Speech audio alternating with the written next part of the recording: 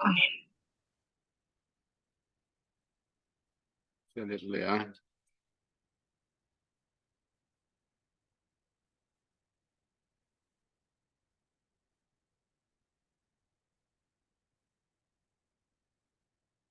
Christian Putra Simanungkali.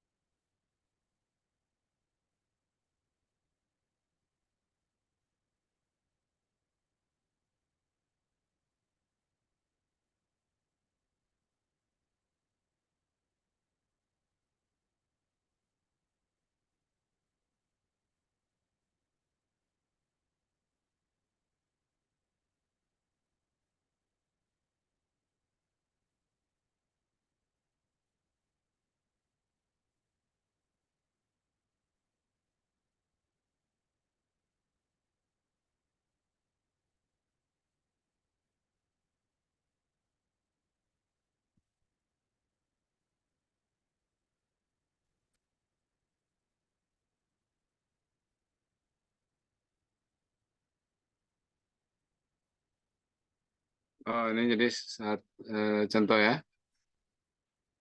Oh ya, baru ingat saya tugasnya. Makalah standarisasi sistem kelistrikan jenis-jenis stop kontak dari berbagai negara. Jadi kemarin kita kalau belajar standar itu eh, ketetapan dari negara ya, ketetapan dari negara. Jadi kalau namanya standar berarti eh, itu sudah menjadi ketetapan. Jadi mau seperti apa bentuknya itu berdasarkan ketetapan juga kesepakatan. Namun dari standar-standar tersebut tentunya berdasarkan dari penelitian ataupun riset dari negara tersebut untuk dia menentukan mana yang boleh dipakai. Ya, ini saya melihat dari makalahnya Divana Suprasanti. Ada Divana di sini? Ada, Pak.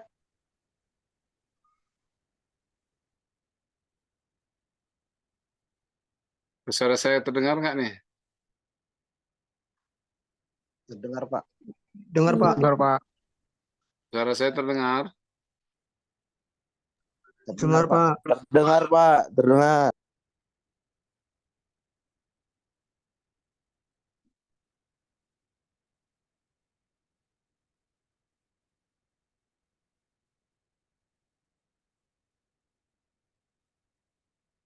Nah, jadi ini kemarin kita ceritakan mengenai stop kontak ya. Jadi ini memang di semua negara, di berbagai negara itu berbeda-beda. Nah, kalau kita lihat seperti ini, tipe A, negaranya negara mana ini nggak disebutkan ya. Bahwa tipe A ini biasanya banyak digunakan pada negara-negara benua Amerika, Cina, Australia, Jepang, Bangladesh, Bolivia. Nah, jadi mungkin memang stop kontak seperti ini dia tidak mempunyai netral ya, tidak punya netral.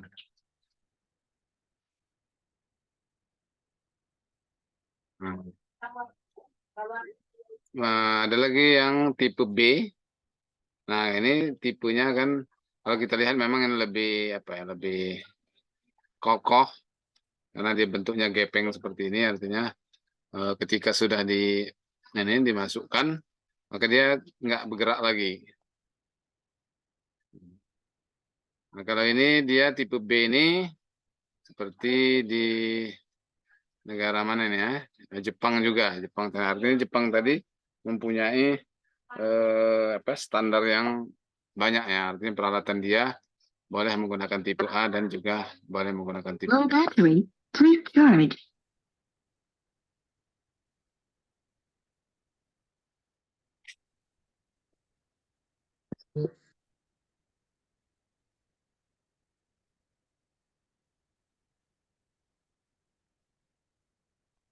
Kemudian sini dikatakan voltasenya juga berbeda. Sayang ini makalahnya apa? Ini Divana ini tidak mencantumkan sumbernya. Mencantumkan sumbernya harusnya kalau kita buat makalah itu sumbernya harus dicantumkan. Sehingga kita bisa mendapatkan sumbernya itu. Kalau orang mau mencari atau melacak daripada sumbernya, mereka bisa tahu kemana mereka harus melacaknya. Harus ada sumber. Nah, kita akan mendapatkan pengetahuan itu dari hasil membaca. Pasti kita akan mendapatkan itu dari sumber-sumber tertentu. Nah, itu harus disebutkan di sini. Misal sumbernya HTTP apa gitu. Nah, ini tipe C. Tipe C ini juga kalau ini stop kontaknya ini juga digunakan di Indonesia ya. Tapi lubangnya ini tidak menggunakan netral. Tidak menggunakan netral. Jadi di berbagai negara juga digunakan ya, sebagaimana Indonesia juga sebenarnya menggunakan stop kontak ini. Ada juga stop kontak kita yang cuma 2 seperti ini juga ada. Tapi itu yang dulu ya. Kalau sekarang ini semua sudah ada kabel groundnya yang berada di sekeliling stop kontak itu. Nah, ini tipe D. Kemudian ada juga tipe E. Tipe E juga sudah ada groundnya. Yang sesuatu yang penting. Memperhatikan keamanan daripada instalasi itu adalah ketika kita memasang ground. Ada yang tahu fungsi ground itu untuk apa?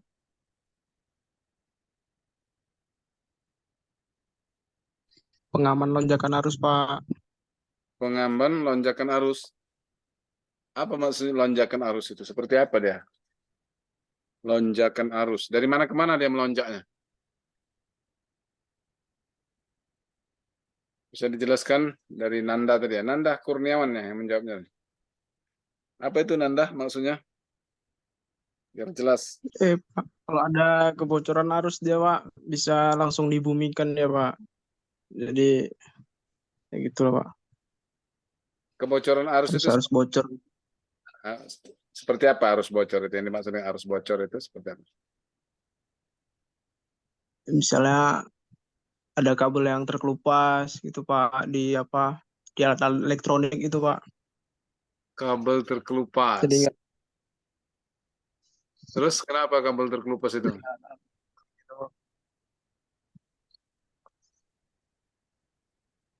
Ya, coba jawab dengan lengkap. Ada yang bisa menjawab dengan lengkap? Jadi jangan sepotong-potong kalau menjawab itu. Jangan apa gitu. Biasakan kita terstruktur ketika menjawab itu. Jawabnya lengkap. Kita sebagai mahasiswa berpikir kritis, berbicara juga harus terstruktur. Jika kita katakan harus bocor, Izin Pak, ya. Herianto, ya silakan Herianto. supaya ketika terjadi kebocoran misalnya korslet Pak, dia langsung menghantar arus yang aman Pak sehingga tidak berbahaya Pak. Ada Tidak berbahaya. Korslet. Nah, ada lagi kata korslet. Apa itu korslet, Herianto? hubungan arus pendek Pak. Arus pendek. Apa itu arus pendek?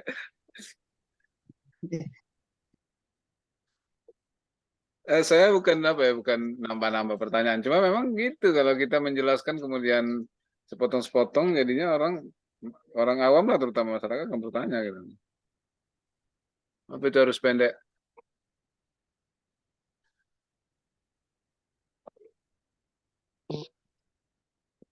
Ya, Marsinta sepertinya mau bicara. Coba Marsinta.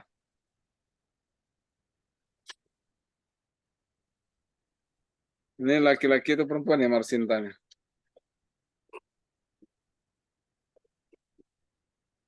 Ya, Marsinta. Ya Pak, Apa itu ini? Apa guna grounding itu? Kenapa kok sekarang ini pun kita kalau stop kontak kita ini menggunakan grounding ya? Untuk apa itu?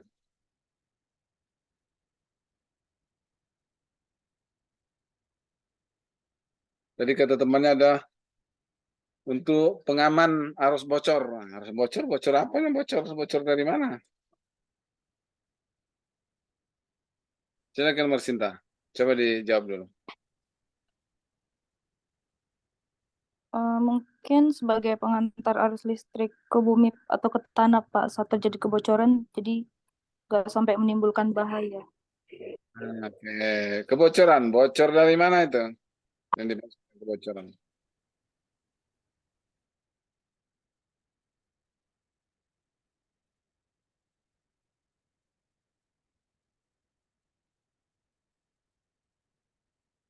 Ada yang bisa menjelaskan?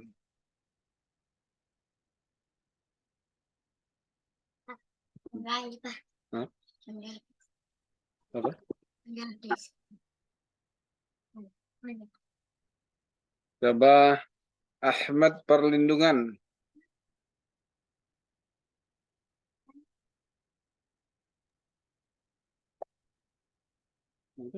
Nanti balik kan ya? Hah? Balik kan? Ya, udah. Buku pakai ini ke sekolah. Punyamu mana? Nggak ada hilang. Kok bisa hilang? Mister sebesar ini kok bisa hilang? Bukan, nggak tahu waktu itu saya mana. Pakai sementara aja, nanti balikkan lagi. Ya, mana profesor? Hmm? Tuh besok. Nanti ganti aja dengan plastik.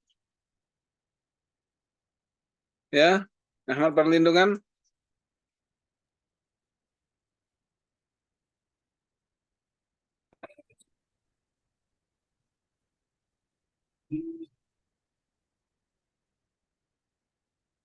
Apa Ahmad?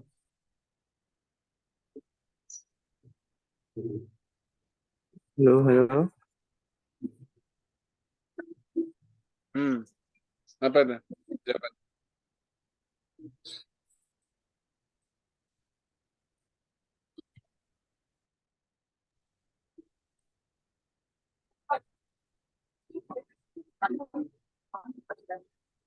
Jelas. Jawaban nanti kan. Nah, jadi kan gunanya ground itu adalah untuk mengalirkan arus dari fasa listrik atau yang bertegangan. Jadi ketika terjadi kebocoran, yang dimaksud dengan kebocoran itu adalah ketika positif atau kabel yang bertegangan menyentuh bagian ground daripada atau bagian netral daripada peralatan. Nah, contohnya misalnya ada pasa yang terkelupas, kemudian dia menyentuh bodi dari peralatan, maka dengan bodi yang terhubung ke grounding, dia akan mengalir ke tanah arus tadi.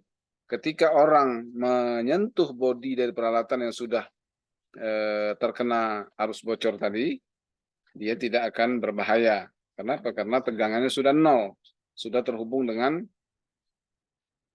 tanah atau ground. Jadi tujuannya adalah untuk memberikan potensial nol kepada bagian yang tidak seharusnya bertegangan. Gitu. Sekarang kita lihat lagi tadi. Nah, ini kan udah mulai pakai grounding. Nah, ini juga pakai grounding. Ini tipe G. Ini kalau kita lihat di sini Ghana, Guyana dan lain sebagainya. Ini juga banyak ditemukan kalau peralatan dari luar, stop kontaknya juga akan menggunakan yang 3 ini.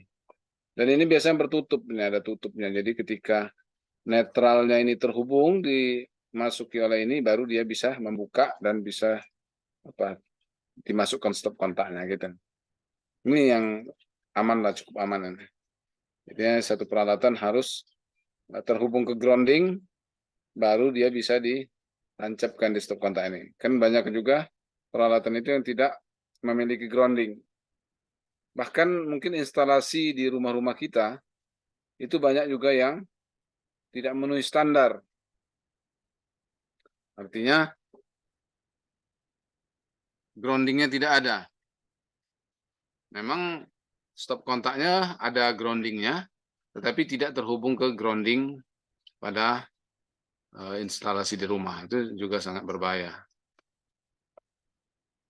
Kemudian ini tipe H juga sudah mempunyai kabel grounding. Jadi peralatan-peralatan yang terhubung kemari sudah aman karena groundingnya sudah terpasang. Tapi yang mesti dipastikan juga bahwa grounding yang ada di stop kontak ini juga terhubung ke grounding instalasi rumah.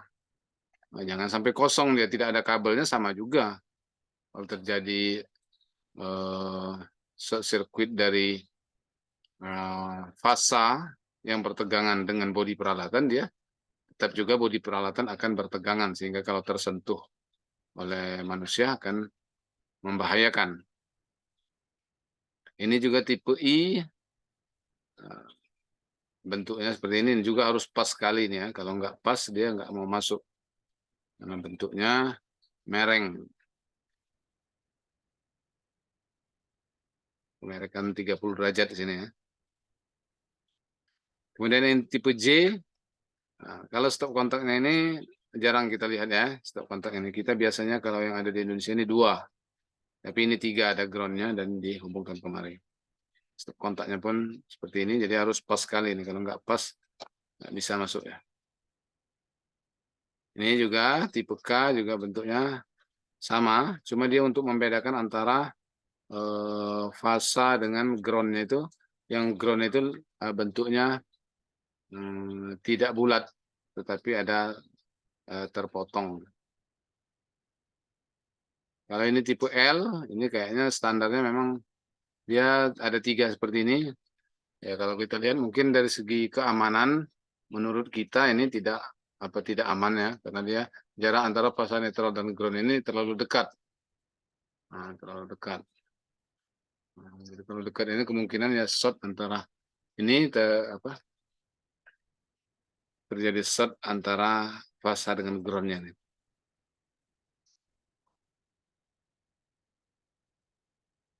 Nah, ini tipe M, ini mungkin agak lainnya ini. Ini yang di negara India, katanya Afrika dan Sri Lanka.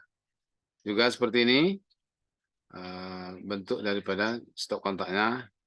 Ini juga ada ini di tipe O. Tapi di sini belum nampak yang untuk Indonesia ya. Nah, masih kurang nih. Ini punya sini.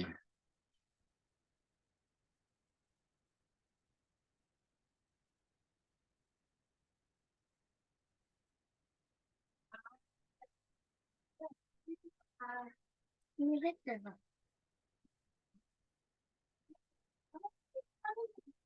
Ini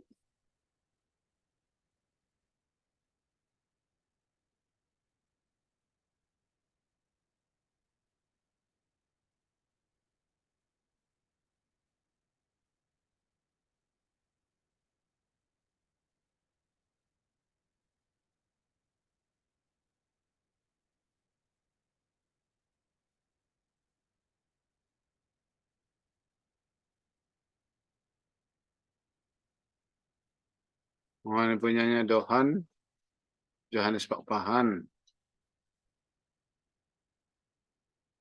Ini kenapa ada naik turun ini? Ini cuma satu halaman.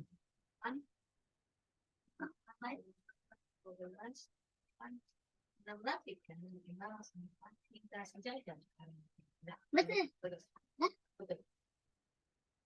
Ini stop kontaknya sepertinya yang seperti Indonesia punya. Ada ya tipe F ini ya. Tipe F ini ada nih.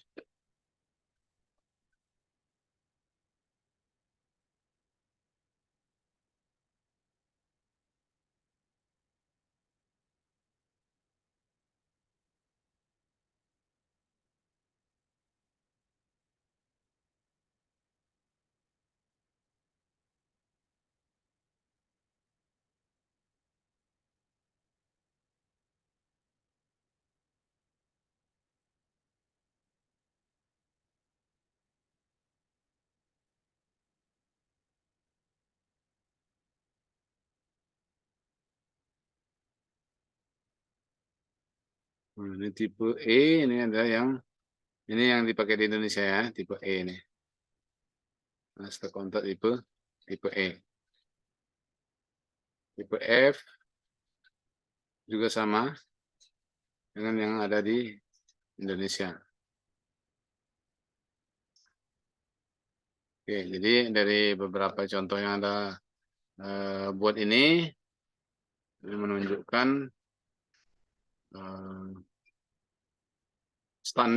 pentingnya standar dalam suatu negara. Jadi dengan standar ini, peralatan-peralatan itu akan seragam. Jadi kalau orang membeli satu peralatan, dia nggak akan bingung untuk, selagi dia dipakai di dalam wilayah negara Indonesia, tidak bingung dia untuk power supply-nya atau sumber tenaga listriknya. Karena apa? Karena semua colokan sudah atau semua stop kontak sudah sama. Tapi akan berbeda kalau kasusnya kalau kita pergi melakukan perjalanan ke luar negeri, di mana mungkin peralatan kita, charger handphone kita menggunakan charger yang ada di Indonesia, tapi ketika di negara-negara yang berbeda dia tidak bisa masuk. Nah, ini akan menyulitkan.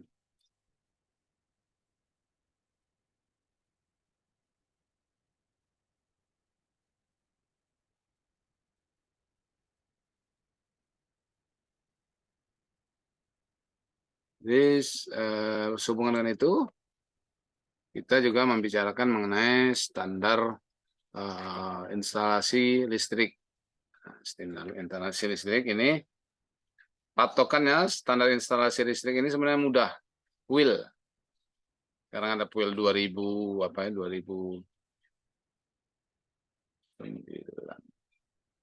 2012 kalau nggak salah ada PUIL. Jadi itu aja patokan kita kalau ketika kita mau membuat instalasi listrik. Kalau kita punya buku PUIL itu ya udah pas lah itu. Untuk teorinya ya, tapi untuk prakteknya memang kalian harus berlatih atau berpraktek untuk memasang instalasi listrik.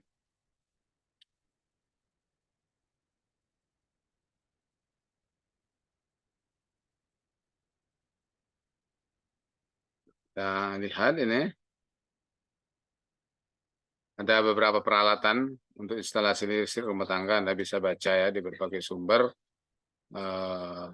terutama buku-buku instalasi listrik.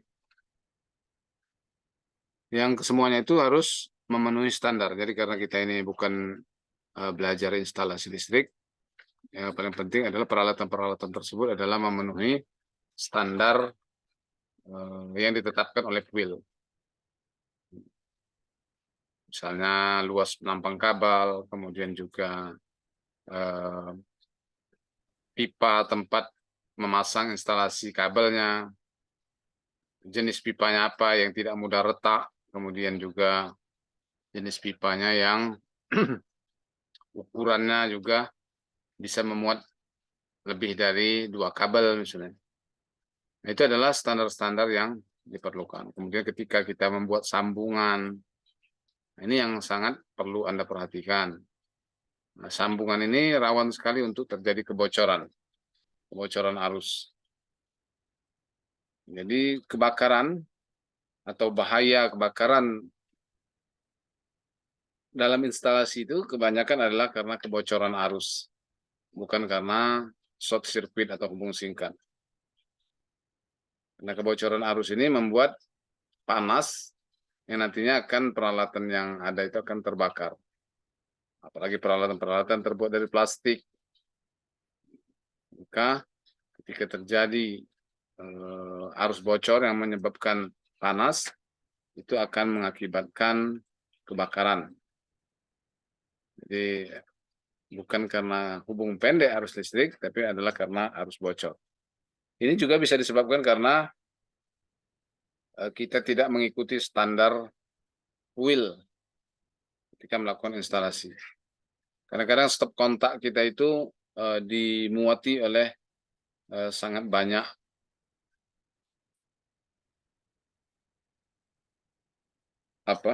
peralatan. Nah, itu juga tidak standar. Itu bisa menyebabkan harus bocor.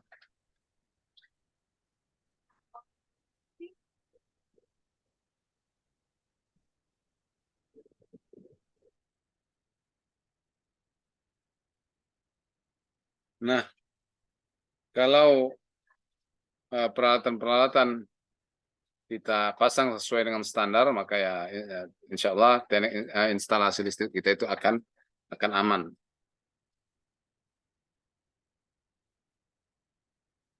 Jadi ini untuk peralatan instalasi listrik rumah tangga ya. Dan sebenarnya ini kita akan bahas kalau kita belajar teknik instalasi listrik. Tapi ini perlu disampaikan agar ketika Anda memasang instalasi listrik itu bisa mengikuti aturan-aturan dalam kuil ini. Tidak sekedar bahwa arus listrik itu bisa masuk ke dalam rumah, tapi harus memperhatikan standar keamanan daripada peralatan-peralatan itu. Misalnya contohnya pewarnaan. Ini pewarnaan ini juga harus mengikuti standar. Bahwa kabel hitam itu fasa, kemudian kabel biru itu netral, kemudian kabel grounding itu adalah kuning, list hijau. Itu standar. Kalau tidak, maka orang akan menggunakan kabel yang berbeda-beda. Dan kalau itu menggunakan kabel yang berbeda-beda, akan mengakibatkan kesalahan, kekeliruan dalam misalnya penyambungan peralatan. Misalnya kita menggunakan kabel fasa dengan warna kuning list hijau, maka akan mengakibatkan orang nanti mengira itu kabel grounding. Kabel grounding, dan mereka akan pegang itu. Kenapa? Grounding itu aman, tidak bertegangan, dan dia dihubungkan dengan sistem pentanahan katakanlah bangunan. Tapi karena kita tidak memenuhi standar daripada pewarnaan kabel itu, maka orang menganggap itu sebagai sesuatu yang tidak bertegangan, padahal sebenarnya adalah kabel fasa. Nah, ini sangat berbahaya. Makanya perlu standar itu. Dan juga standar tegangan.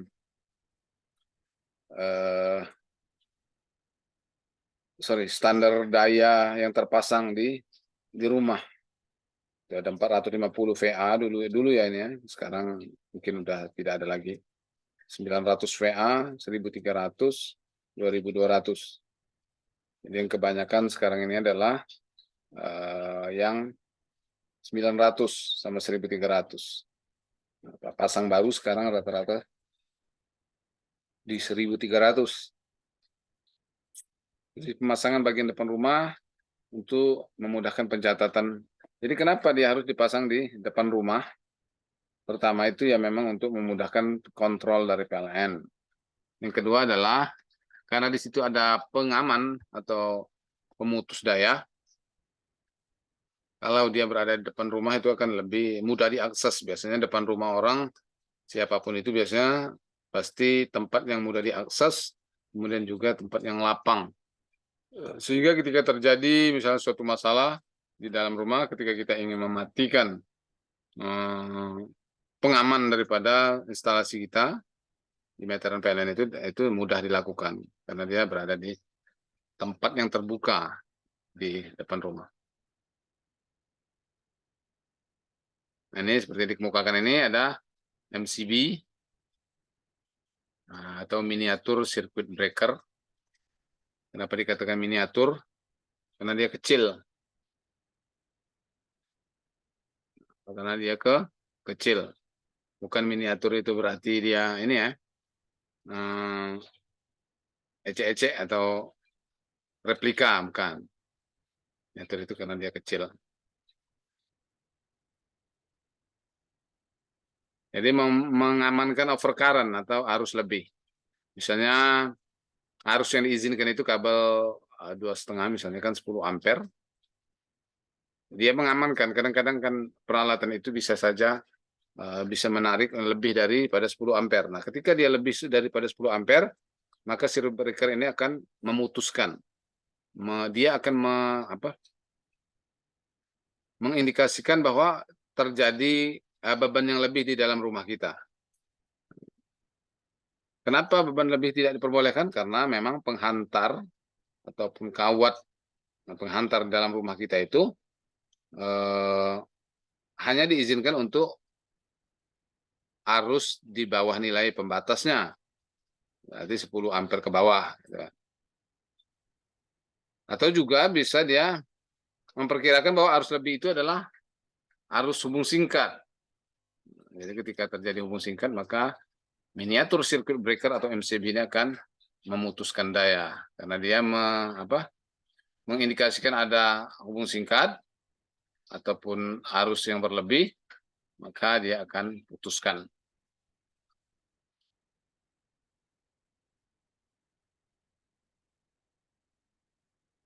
Nah, ini standar peralatan instalasi listrik rumah tangga. Ada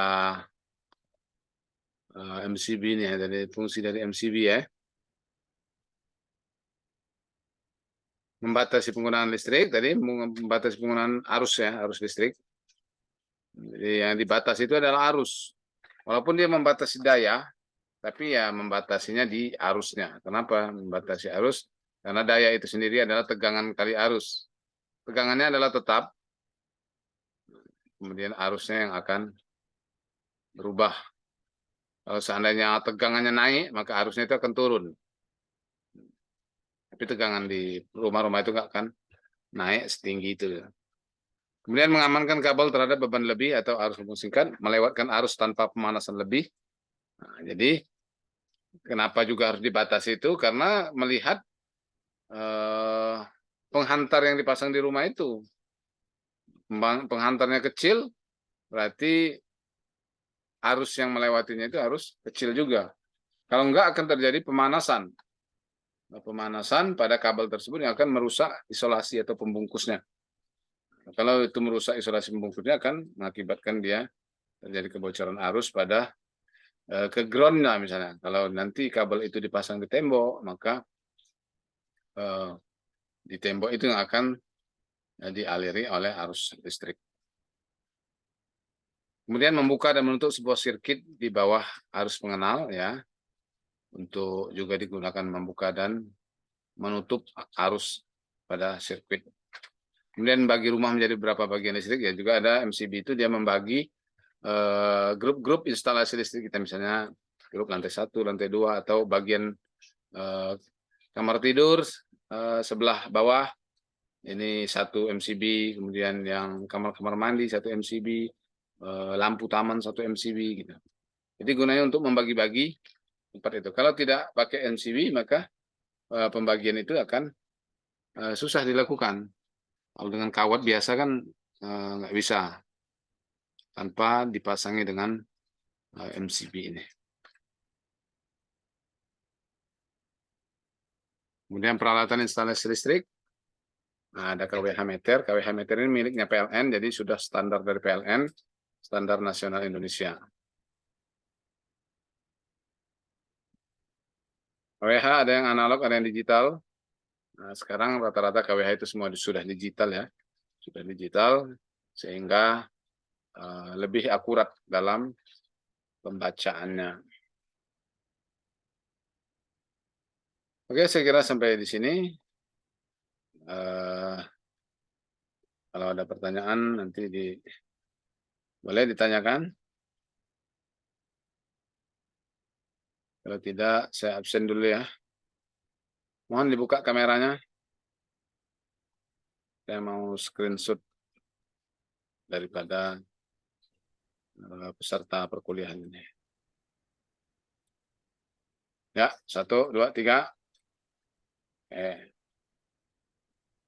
Mana ada pertanyaan nggak? Izin bertanya, Pak. Silakan. Oh, masih ada. Ya, apakah dalam pengaturan FUIL ini sudah ada regulasi yang mengatur sanksi tentang penggunaan kalau misalkan ada penyelewengan dari yang diatur dari FUIL ini, Pak?